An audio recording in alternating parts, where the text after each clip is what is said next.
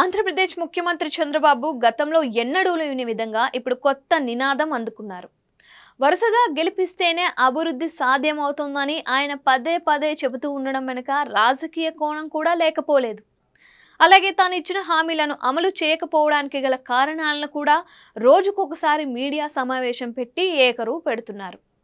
అది గత ప్రభుత్వం చేసిన అప్పుల వల్లనే అభివృద్ధి మొత్తం మందగించింది అన్నది ఆయన ఆరోపణ. గత ప్రభుత్వం అభివృద్ధిపై పెట్టకుండా కేవలం సంక్షేమం కోసమే అప్పులు తెచ్చి మరీ నిధులు ఖర్చు చేయడం వల్ల రాష్ట్రం అధోగతి పాలైందని, 5 ఏళ్లు గ్యాప్ లేకుండా ఉంటే ఈ దుస్థితి ఏర్పడేది కాదని చంద్రబాబు అంటున్నారు. చూస్తుంటే చంద్రబాబు ఇప్పటి నుంచే మైండ్ గేమ్ మొదలు పెట్టారని వైసీపీ నేతలు ఆరోపిస్తున్నారు. చంద్రబాబు చెబుతున్న మాటలను చూస్తుంటే ఆయన పారదర్శకంగానే ప్రజల ముందుకు వెళ్లాలని నిర్ణయించుకున్నట్లు కనిపిస్తోంది. వాస్తవాలను చెప్పి ప్రజల ముందుకు వెళ్లి వారిని చైతన్యవంతుల్ని చేయాలని ఆయన భావిస్తున్నారు. వరుసగా ఏ ప్రభుత్వాన్ని అయినా గెలిపిస్తేనే అభివృద్ధి సాధ్యమవుతుందని చెబుతున్నారు. గత ప్రభుత్వం చేసిన అప్పులకు వడ్డీలు చెల్లించలేకపోతున్నామని, అందుకే అభివృద్ధి పనులు చేపట్టలేకపోతున్నామని, సంక్షేమ పథకాలను అమలు చేయలేకపోతున్నామని చెప్పుకుంటూ వస్తున్నారు. రాష్ట్ర ఆర్థిక పరిస్థితి బాగా లేకుంటే బాధపడేది ప్రజలే అని ఆయన భయపెడుతున్నారు.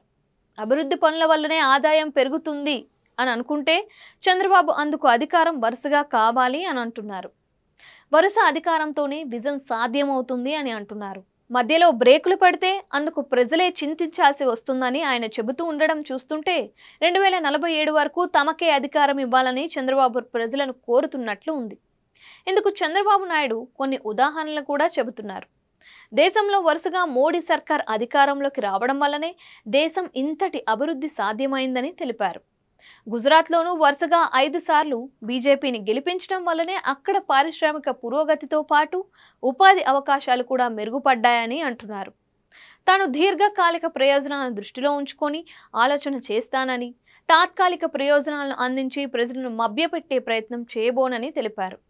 రాష్ట్రంలో ప్రతి ఒక్కరూ పేదరికం నుంచి బయటపడాలి అంటే వరుసగా తననే గెలిపించాలి అని ఆయన ఎన్నికలకు 4 ఏళ్ల ముందు నుంచే నినాదం అందుకోవడం రాజకీయంగా చర్చనీయాంశమైంది. అయితే చంద్రబాబు ఆలోచనను ప్రజలు ఏ విధంగా అర్థం చేసుకుంటారో అన్నది మాత్రం భవిష్యత్తులో తెలియాల్సి ఉంది. అయితే అదే సమయంలో ఒడిశాలో 5 సార్లు గెలిచినా అక్కడ అభివృద్ధి ఏం జరిగింది? పశ్చిమ బెంగాల్లో వరుసగా 3 సార్లు మమతా బెనర్జీని గెలిపించినా అక్కడ అభివృద్ధి మాటేంటి అన్న ప్రశ్నలకు మాత్రం చంద్రబాబు ఏమాత్రం చక్కటి సమాధానం చెబుతున్నారు. గత 30 ఏళ్ల రాష్ట్ర చరిత్రలను తీసుకుని ఎవరి హయాంలో అభివృద్ధి జరిగిందో చూసుకోవాలని ఆయన కోరారు.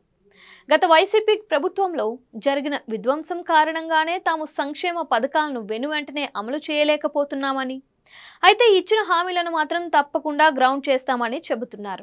అభివృద్ధి జరిగితేనే సంపద సృష్టించడం సాధ్యమవుతుందని, అందుకే మరో 20 ఏళ్లు తమకే అధికారం ఇవ్వాలని చంద్రబాబు జనాలను కోరుతున్నారు.